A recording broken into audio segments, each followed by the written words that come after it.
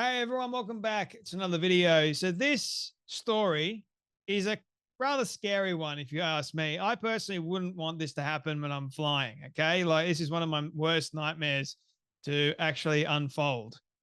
And it's another reason why I don't fly that often. I know flying is safer than driving, believe it or not, but still, I am very cautious when I am flying, and I don't fly that often. But nevertheless, imagine being a passenger and all of a sudden this Muslim man jumps up and acts like a jihad. So he goes, "My name is Muhammad, slave of Allah." Now, if I was a regular individual sitting down, minding my own business, and I saw this taking place, I would be scared for my life because I wouldn't know if this man has a bomb attached to him or something else that he's going to do. Like, for me, you don't know what this person or these people are capable of. We've seen videos of what they're capable of, especially if they do stuff like this. Now, again, I'm not trying to paint all Muslims in a negative light. I'm trying to paint the message here that these people, the radical Islamists and Muslims, they're the ones to watch out for and be very, very concerned for. And the problem is, Australia is causing this problem by letting in a lot of people like this, a lot of terrorists. There's no other way to put it. A lot of illegals are coming over here. We're letting them in.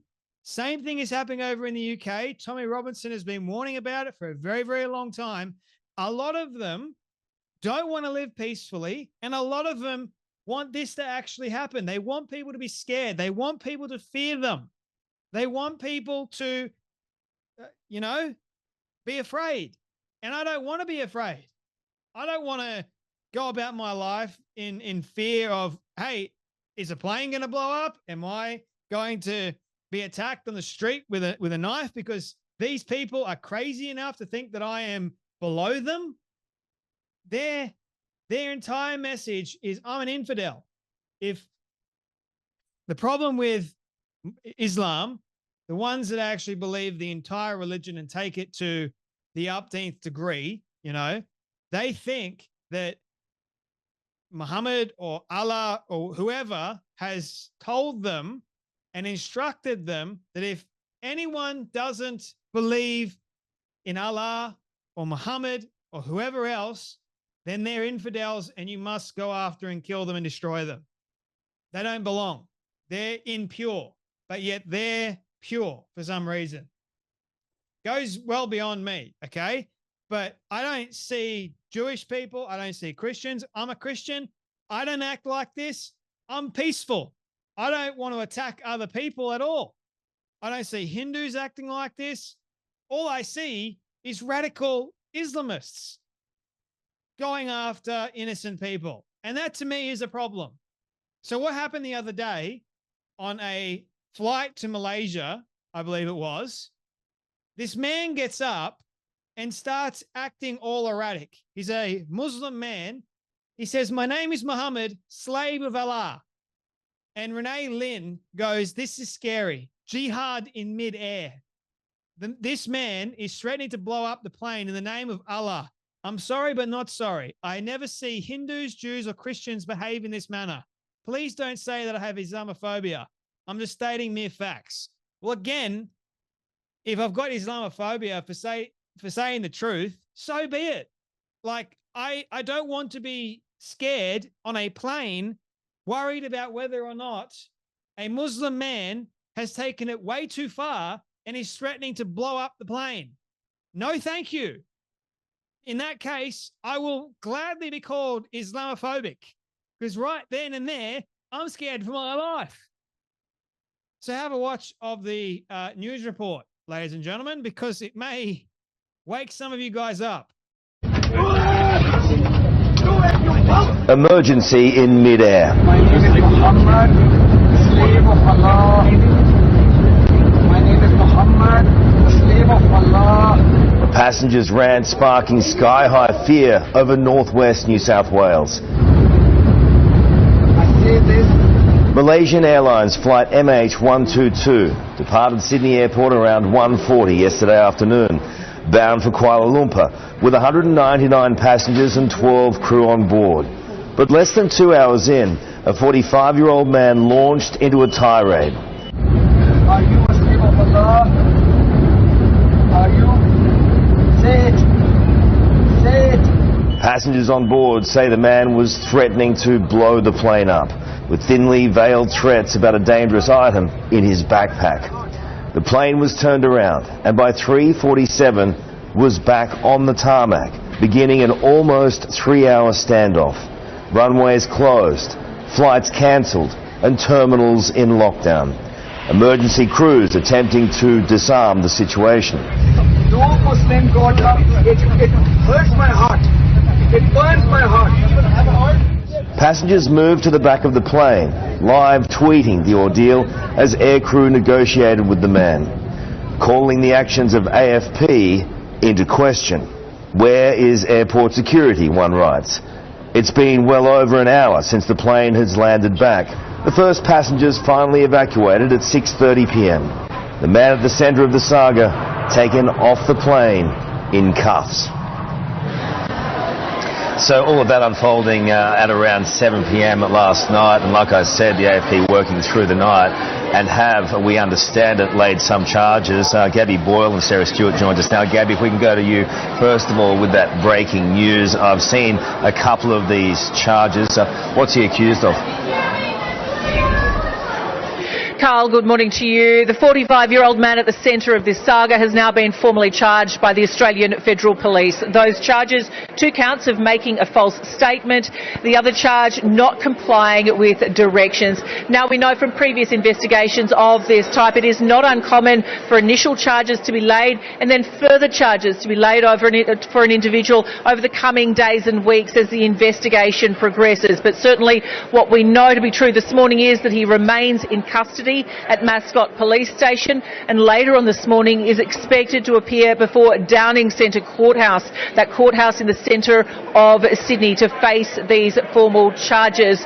Whether he applies for bail remains to be seen, but certainly a major police investigation with New South Wales and Federal Police now well underway. Of course, it all comes after that mid-air saga mid-yesterday afternoon with hundreds of people on board that aircraft absolutely terrified by this sequence of events. It sent the airport into lockdown, the flight itself turned around and passengers left for hours and hours on board an aircraft here on the tarmac at the international airport, many frustrated at the speed at which New South Wales and Federal Police responded. Carl?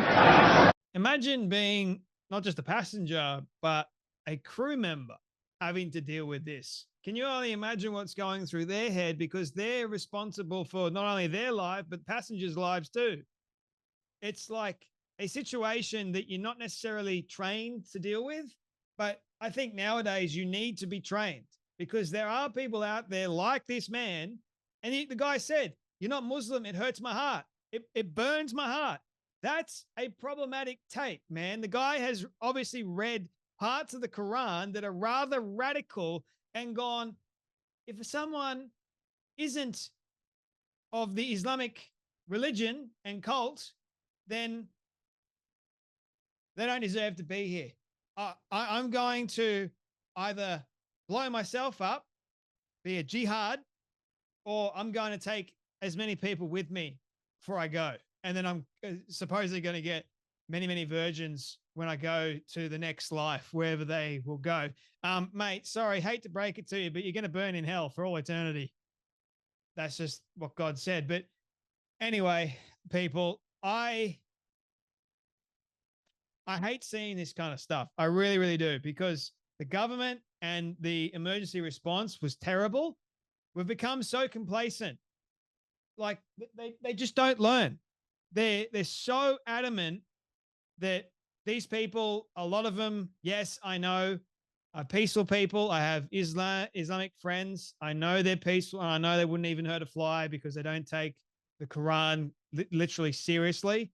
They're just Muslim. They take the good bits, if there are good bits to be taken from it. But it's like, I know with Christianity, there's stories in there. I saw a comment the other day.